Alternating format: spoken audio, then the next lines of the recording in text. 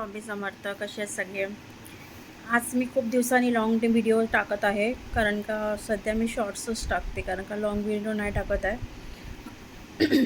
तर मला असं म्हणायचं आहे की थोडी थोडी जितकी आपल्याकडे इन्फॉर्मेशन आहे तितकी आपण शेअर करूया. कारण का खूप जणांना असं वाटतं की पर्सनली माझ्यासोबत असं झालं आहे की मी जो विषय आहे डिप्रेशन, या विषयावर मला जरासं बोलायचं आहे.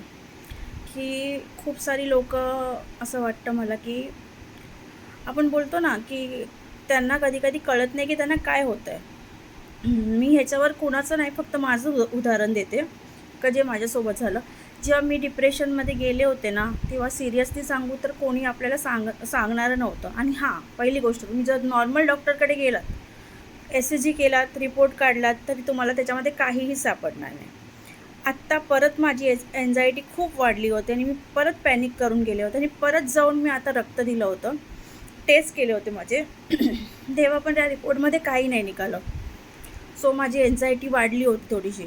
ते नंतर कसं वाढल्यानंतर पिल्स घ्यावे लागतात, मग त्याच्याने थोडं थोडं कंट्रोलमध्ये येतं. पण ते कसं असतं हे तुम्हाला कळणं खूप इम्पॉर्टंट आहे. जे तुम्हाला होतं आहे ते एन्झायटीच आहे म्हणून.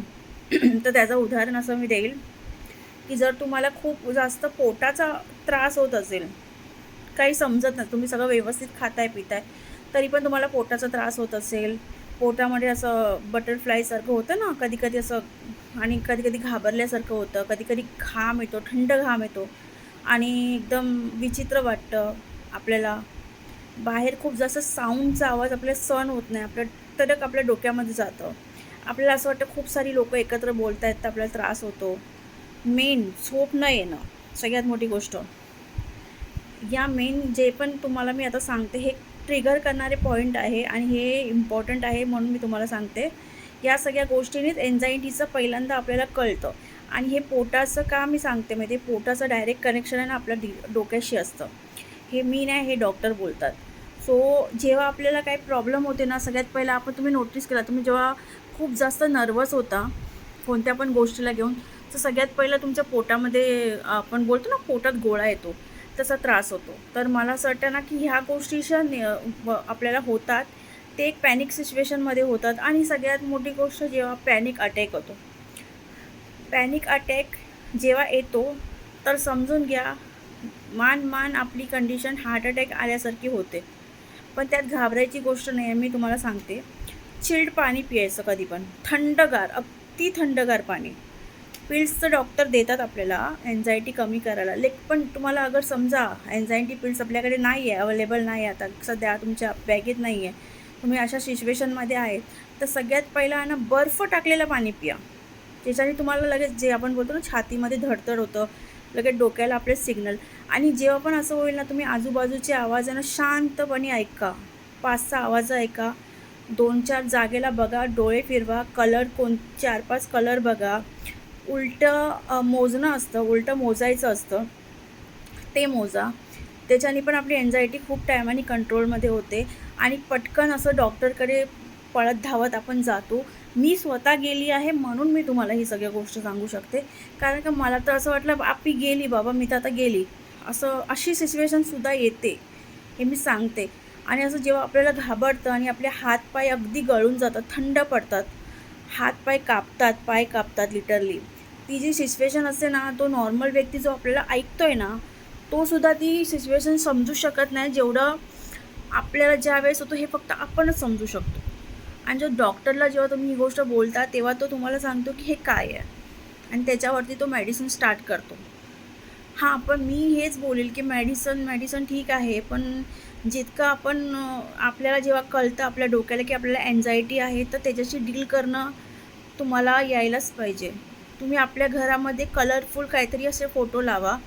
जेव्हा तुम्हाला असं वाटलं ना, तर कलरच्या गोष्टीवर हात फिरवायचा. थोडंसं अशा ठिकाणी हात फिरवा जिथून तुम्हाला तुमचा अगर हजबंड असेल सोबत, त्याचा हात धरा. त्याच्याकडून पण आपल्याला एनर्जी ट्रान्सफर होते, जेणेकरून आपल्याला शांत वाटतं थोडंसं. त्यांना सांगायचं, तुम्ही हात जे असतात आपले, हे जे हात आहे ह्यांना मस्तपैकी असं रब करायचं. आणि हातापायांना आपण रब केलं ना तरी पण एन्झायटी कमी होते. हे ते ऑप्शन आहे जेव्हा आपण एमर्जन्सी कुठे बाहेर असतो आणि आपल्याला कळत नाही आपण काय केलं असतं. ह्या सगळ्या गोष्टी तुम्ही करू शकता. कधी कधी नॉझिया फील होतं, एन्झायटी वाढते ना, तेव्हा सगळ्यात पहिला नोझियासारखं पण फ्री होतं, कधी कधी उलटी येण्यासारखं पण होतं. या सगळ्या गोष्टी होतात, तर याच्यात घाबरायची गोष्ट नाही आहे. हे ॲक्च्युली हा आपला जीव नाही घेणार, पण जीव जाण्यासारखं ही जी गोष्ट आहे ही होते, हे मी तुम्हाला सांगू शकते. तर माझं म्हणणं फक्त एवढंच आहे की हे सगळे जे आहे हे फक्त मी तुम्हाला कारण सांगितलं. अगर तुम्हाला याच्या व्यतिरिक्त अजून इन्फॉर्मेशन पाहिजे असेल का तुम्हाला काय होतं आहे, तर तुम्ही माझ्याशी प्लीज डिस्कस करू शकता. कमेंट खाली लिहा, मी वाचते, मी त्याच्यावर रिप्लाय करते. आणि मी का सांगते, आता मला वाटतं 7-8 वर्ष होत आले मी या गोळ्या घेते. आणि जसं मी सर्वाईव्ह करून राहिली आहे, तर कुणाला होत असेल फालतूमध्ये जेव्हा आपण डॉक्टरांकडे पैसे टाकतो ना, त्याच्याशी चांगली गोष्ट आहे की अशी कोणती एक असाच व्हिडिओनी मला हेल्प केली होती. मी तुम्हाला खरं सांगते, जेव्हा मी शोधत होती ना मला काय होत होतं, तर अशीच एक व्हिडिओ माझ्या तुझ्यासमोर आली होती, तिने मला हेल्प केली होती. तर हा व्हिडिओ मी म्हणूनच बनवते, जी माझ्या थ्रू तुम्हाला कोणाला हेल्प करू शकेल. तर प्लीज तुम्ही त्या व्हिडिओ पूर्ण ऐका. म्हणून मी जास्त मोठा व्हिडिओ नाही बनवते, आपल्याकडे कुणाकडे एवढा टाईम नसतो, मला माहिती आहे. पण तुमच्या हेल्थशी रिलेटेड व्हिडिओ असेल तर प्लीज बघा. आणि मला तुम्हाला जे वाटतं ना तुम्ही प्लीज सांगा, मी त्याचा रिप्लाय देईल आणि त्याच्यावर पाहिजे तर व्हिडिओसुद्धा बनवेल. श्री स्वामी समर्थ. आज गुरुवार आहे, स्वामींचा वार आहे. सगळ्यांनी स्वामी समर्थ लिहिल्याशिवाय जाऊ नका. आणि हां, स्वामी भक्त हमेशा स्ट्रॉंग असतो, हे लक्षात ठेवा. वॉरियर आहात आपण. जे पण माझ्यासारखे सर्वाईव्ह करतात आहे त्यांच्यासाठी मी बोलते, कारण का मी पण एक सर्वाईव्ह माणूस आहे, जो मी दरवेळेस या गोष्टीशी लढते. आणि आणखीन 2 गोष्टी, कॉफी आणि चहा. कॉफी जास्त टार्गेट करते आपल्याला. जेव्हा पॅनिक अटॅक येत असेल आपल्याला भरपूर, तेव्हा कॉफी जराही घेऊ नका. चहा एक टाईम घेतली तरी चालते. आणि कॉफीमध्ये कॅफिन असतो आणि कॅफिन नेहमी टार्गेट करतो आपल्या सिस्टमला, जेणेकरून आपण हायपर होतो. कळलं? त्यामुळे या गोष्टीला, आणि कॅफिन ज्या पण गोष्टीमध्ये कॅफिन असतो ना, ती गोष्ट आपल्याला कमीच खायची आहे. सो अजून पण तुम्हाला काही इन्फॉर्मेशन पाहिजे असेल ना, प्लीज मला सांगा. श्री स्वामी समर्थ. स्वामी समर्थ पण लिहा आणि तुमची काय प्रॉब्लेम आहे ती पण लिहा. आज गुरुवार आहे, असं पण होऊ शकतं तुमच्या आज गुरुवारच्या दिवशी हा व्हिडिओ तुमच्या समोर येतो आहे. तुमची काहीतरी खूप टायमाची प्रॉब्लेम असेल जे या व्हिडिओमधून सॉल्व होत असेल, तर खरंच तुम्हाला ही व्हिडिओ हेल्प करणार आहे.